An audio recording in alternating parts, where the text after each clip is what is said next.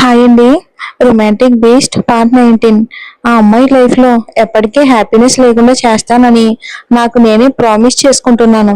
ఆ ప్రామిస్ని కన్ఫామ్గా ఫుల్ఫిల్ చేసుకుంటాను అని సీరియస్గా చెప్పి అక్కడి నుండి వెళ్ళిపోయాడు రాజు. కానీ అతను మాత్రం వెళ్తున్న రాజుని చూస్తూ, అది దొరికితే నువ్వు దాని హ్యాపీనెస్ మాత్రమే స్పాయిల్ చేయి.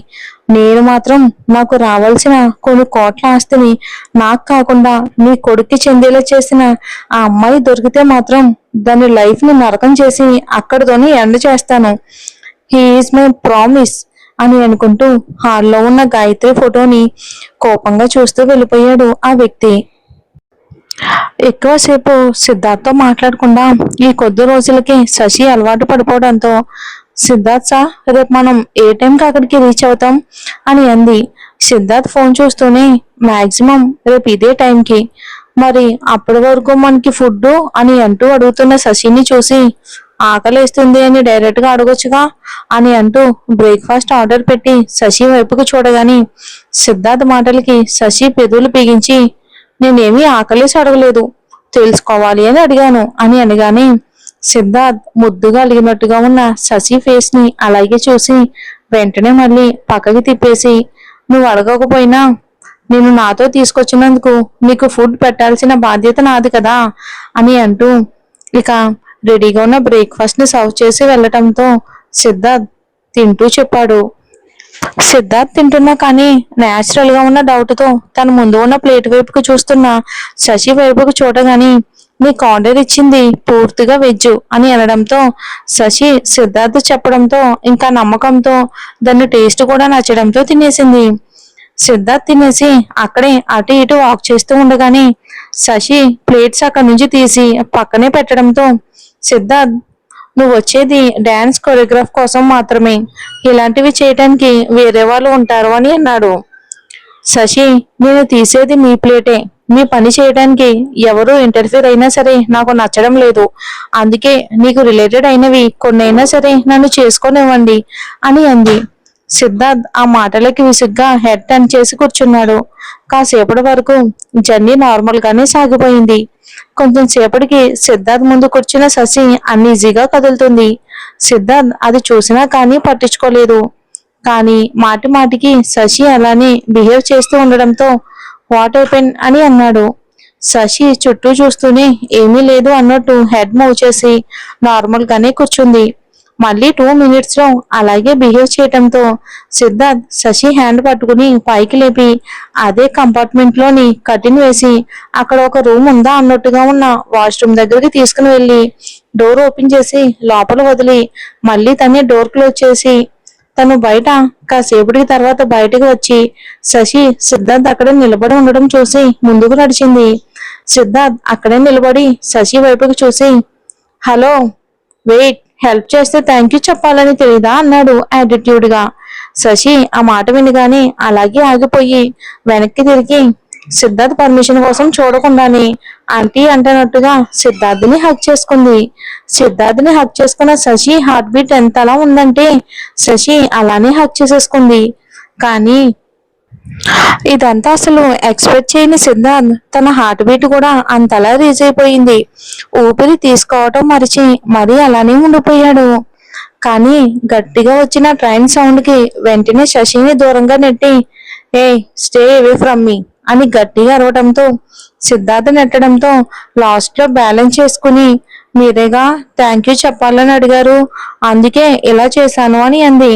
నిజానికి తను మాటల్లో చెప్పకుండానే తన ఇబ్బందిని అర్థం చేసుకున్న సిద్ధార్థ్ అంటే ఆ క్షణం కంట్రోల్ చేసుకోలేని అంత లవ్ ఫీల్ వచ్చేసింది మన శశికి. తన వాడు అన్న భావనతో తెలియకుండానే సిద్ధార్థ్ని హక్ చేసుకుని ఆ ఫీలింగ్ ని ఎక్స్ప్రెస్ చేసింది. కానీ తర్వాత సిద్ధార్థ్ రియాక్షన్ చూశాక ఏం చెప్పాలో తెలియక అలా చెప్పింది. సిద్ధార్థ్ చాలా కోపంగా, don't dare to touch me అని గట్టిగా చెప్పి శశిని అక్కడే వదిలేసి తను తను తనున్న ప్లేస్ కి వచ్చాడు. శశికి సిద్ధార్థ్ కోపం తనలో ఎంత భయాన్ని రేపుతున్నా సరే చాలా కష్టంగా ఆ భయాన్ని తనలోనే అణిచేసి సైలెంట్ గా సిద్ధార్థ్ ముందు కూర్చుంది. నైట్ వరకు కూడా సిచ్యువేషన్ అలానే ఉండిపోతే ఇద్దరు డిన్నర్ చేసి ఎవరు బెర్త్ మీద వాళ్ళు సెటిల్ అయ్యారు. నిద్రలో ఉన్న శశికి ఏదో బ్యాడ్ డ్రీమ్ రావడంతో కంగారుగా లేచి కూర్చుంది. ఇంటి దగ్గర అయితే ఎప్పుడైనా భయంగా అనిపిస్తే అప్పటికప్పుడు వెళ్ళి దేవుడి గదిలో కూర్చునేది. ఇక్కడ ఇప్పుడు అలాంటి అవకాశం లేకపోవటంతో దేవుణ్ణి తలుచుకుంటూ పడుకుంది. కానీ ఎంతకీ నిద్ర రాక పదే పదే కళ్ళల్లో కనిపిస్తూ భయంతో కళ్ళల్లో నీళ్లు తిరుగుతూ ఉంటే ఎందుకో పక్కకి చూడగానే సిద్ధార్థ్ కనిపించడంతో చిన్నగా లేచి సిద్ధార్థ్ బెర్త్ దగ్గర కిందే కూర్చుని, నేను టచ్ చేస్తే నీకు కోపం వస్తుంది, ఆ విషయం నాకు అర్థమయ్యింది. కానీ ఎందుకో మీ చెయ్యి పట్టుకుని ధైర్యంగా పడుకోవాలి అనిపిస్తుంది అని అంటూ సిద్ధార్థ్ చేతిని ప్రేమగా పట్టుకోవడానికి ముందుకు పెట్టగానే నిద్రలో ఉన్న సిద్ధార్థ్ కదులుతూ తన హ్యాండ్ ని శశికి దూరంగా పక్కకి తీశాడు.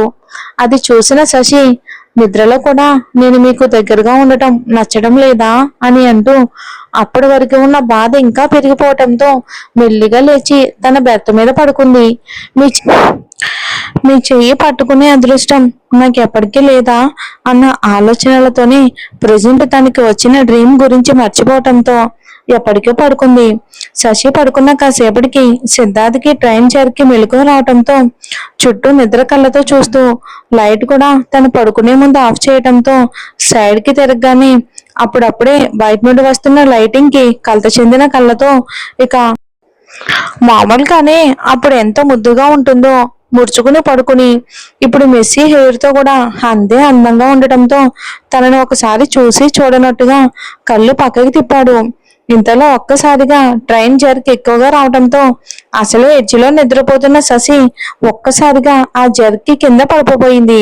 శశి మీద నుండి అప్పుడే చూపులు తిప్పుతున్న సిద్ధార్థ్కి తెలియకుండానే చాలా ఫాస్ట్ గా లేచి శశిని పట్టుకుని మళ్ళీ నార్మల్ గా పడుకోబెట్టి తను ఎక్కడ కింద పడిపోతుందేమోనని కంగారు పడిన తన హార్ట్ ని లాంగ్ బ్రీత్ తో నార్మల్ చేస్తూ, ఈడియట్, సరిగ్గా పడుకోవడం కూడా రాదు అని అనుకుంటూ మళ్ళీ తన ప్లేస్ కి వచ్చి పడుకోబోయే టైంకి మళ్ళీ శశి నిద్రలో జరిగి ఇంతకు ముందులానే పడిపోవడంతో మళ్ళీ ఫ్రాక్షన్ ఆఫ్ సెకండ్ లో తనని పట్టుకుని, ఓ గాడ్, ఈ నైట్ అంతా నాకు ఇలానే సరిపోయేటట్టుంది అని అనుకుని తన చేతిలో ఉన్న శశిని సెకండ్ కూడా ఉంచకుండా పడుకోబెట్టేసి తను కావాలి అని ఆ సీట్ బెర్త్లని జాయిన్ చేయకుండా వదిలేయటంతో మళ్ళీ ఇప్పుడు తనే వాటిని సరిగ్గా అడ్జస్ట్ చేసి తన బెర్త్ని శశి బెర్త్తో కలిపేశాడు. శశి తనకి దూరంగా ఉండాలి అని అనుకున్న తనే శశి కోసం మళ్ళీ వాళ్ళ మధ్యలో బెర్త్ని ఉంచాల్సి రావటంతో తను వద్దు వద్దు అనుకున్న పనిని శశి సైలెంట్ గా ఉండి కూడా చేయించడంతో శశి వైపుకు ఒకసారి చూసి తన బెర్త్ లాస్ట్ కి జరిగి పడుకున్నాడు. తన ఎదురుగా కొంచెం దూరంలో ఉన్న శశిని చూస్తూ కళ్ళు మూసుకున్నాడు సిద్ధార్థ్. కాసేపటికి తను డైలీ పడుకునే ఫ్లోర్ మీద పడుకునే అలవాటుతో సిద్ధార్థ్ మధ్యలో ఉంచిన బెర్త్ని దాటేసి సిద్ధార్థ్ బెర్త్ వరకు చేరుకుంది. నిద్రలో కాసేపటికి మళ్ళీ ఇంతకు ముందు వచ్చిన డ్రీమ్ మళ్ళీ శశికి రాబోతూ ఉంటే భయంతో కళ్ళు తెరవబోతున్న శశికి ఇంతకు ముందు తను పట్టుకోవటానికి ఆలోచించిన హ్యాండ్ తన మీదే పడడంతో ఆ స్పర్శకి మళ్ళీ ధైర్యంగా నిద్రలోకి జారిపోయింది. నిద్రలో ఉన్న సిద్ధార్థ్ తెలియకుండానే శశి మీద చేయి వేయగానే శశిలో అంతకు ముందు వల్ల కలిగిన భయం ఆనవాళ్ళు కూడా ఇంకొద్దిగా ముందుకు జరిగి సిద్ధార్థ్ హార్ట్ మీద తల పెట్టుకుని పడుకుంది. సిద్ధార్థ్ తనకి తెలియకుండానే తన లైఫ్ లో ఎంతో మంది అమ్మాయిలతో ఉన్న ఎవరిని టచ్ చేయనివని తన హార్ట్ ప్లేస్ లో ఉన్న శశి చుట్టూ ఇంకా కేర్ఫుల్ గా తన చేతిని ఉంచి తను ఎక్కడ పక్కకి జారిపోతుందేమో అన్నంతగా జాగ్రత్తగా ఒక హ్యాండ్ ని శశి హెడ్ మీద ఉంచి మరొక హ్యాండ్ తో శశి చుట్టూ ఉంచి పడుకున్నాడు. సిద్ధార్థ్ చేతి స్పర్శ కోసమే చాలా సేపటి వరకు ఎదురు చూసిన శశికి ఇప్పుడు సిద్ధార్థ్ తెలియకుండానే తన గుండెల మీద స్థానం ఇచ్చాడు. నిజంగానే మళ్ళీ స్పృహ ఉన్నప్పుడు ఉండే రోజు ఎప్పుడు వస్తుందో ఏంటో, తొందరలోనే వస్తుంది. తెల్లారి లేచేటప్పటికి శశి మిడిల్లోనే ఉండటంతో అటు ఇటు కూడా బెర్తలు ఉండడం చూసుకుని కంగారుగా తన మధ్యలో పడిపోయాను అనుకుని లేచింది. కానీ తను కూడా బెడ్ మీదే ఉండటంతో రిలాక్స్ గా ఫీల్ అవుతూ, నేను నైట్ లేచినప్పుడు కూడా మధ్యలో ఇది లేదు కదా, మరి ఎప్పుడు వచ్చింది అని అంటూ ఆలోచిస్తున్న శశికి ఫస్ట్ తను చూసినప్పుడు తింగర చూపులు అర్థమయ్యి నవ్వు వచ్చినా సరే తర్వాత శశి ఆలోచనలు అర్థమయ్యి, ఎంతసేపు ఇలానే ఉంటావు, go get ready next station లో మనం దిగాలి అని చెప్పడంతో తొందరగా ఫ్రెష్ అయ్యి వచ్చింది. అంతలోనే నైట్ కళ గుర్తుకు రావడంతో పాటు అది రావడానికి రీజన్ అయిన సిచ్యువేషన్ కూడా గుర్తుకు వచ్చింది. సిద్ధార్థ్ ముందుగానే లొకేషన్ ట్రిప్ గురించి చెప్పడంతో ఇక రెడీ అయిన శశి దగ్గరికి రావడంతో ఏమైందా అన్నట్టు చూస్తున్న శశి ఎలానో షూటింగ్ స్టార్ట్ అయ్యేది డే ఆఫ్టర్ టుమారో. అక్కడికి వచ్చాక బిజీ షెడ్యూల్లో నీకు సిద్ధుకి టైం దొరకడం కష్టం. సో మీ ఇద్దరు టైం ఇచ్చుకోగలిగేది ఇప్పుడు మాత్రమే. అందుకే నువ్వు లేటుగా వచ్చావు. తర్వాత నీ పాస్పోర్ట్ కూడా మిస్ అయ్యింది అని సిద్ధుకి చెప్పు. అప్పుడు మీ ఇద్దరు ఎక్కువసేపు వెయిట్ చేయడమో లేదా వేరే ఫ్లైట్ లో రావడమో జరుగుతుంది అని అనగానే మరి ఎవరన్నారు? తనలో తనే అనుకుంటుందా, ఎవరైనా సలహా ఇచ్చారా? ఏం జరుగుతుందో ఏంటో మరి షూటింగ్ లొకేషన్ లో. మరి మనం వచ్చే ఎపిసోడ్ లో చూద్దామండి. ఈ రోజు కొంచెం సండే కదా, ఇంట్లో కూడా వర్క్ ఎక్కువ ఉంది. ఈ రోజు ఒక్క ఎపిసోడ్ మాత్రమే ఇవ్వగలను. సో ఏమనుకోవద్దండి. Happy Sunday. Thanks for watching.